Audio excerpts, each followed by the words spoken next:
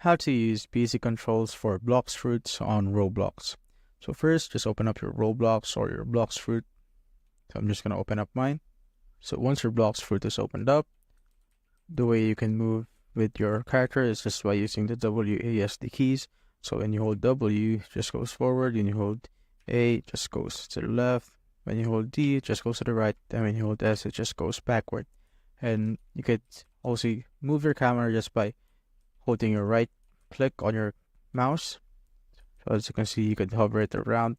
But what I normally do is just I go to settings right here. Then I'll change the shift lock switch for the camera mode.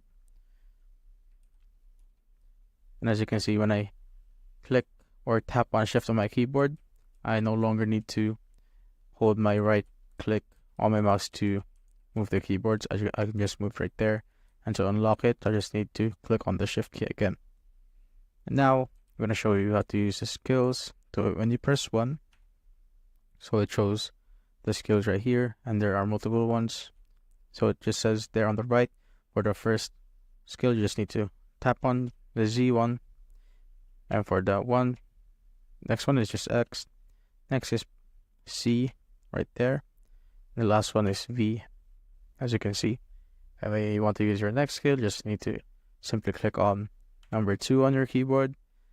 Now it's the same one, just if it has more controls or skills, it will have more keys that you would want to use.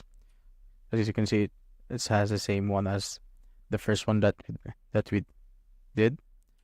So now I could also use this. The next one is V, which when I go here, it's the same. But since this has 5 skills and this only has 4, there's an extra key that you'd want to use, which is this one, F. So when I click on it, it also uses that. And the other one, when I go to 3, there's also this. So it basically has the same controls. It's just different if it has more skills and stuff. And to jump, you just need to click on space on your keyboard. To double jump, just need to click on your space twice, as you can see.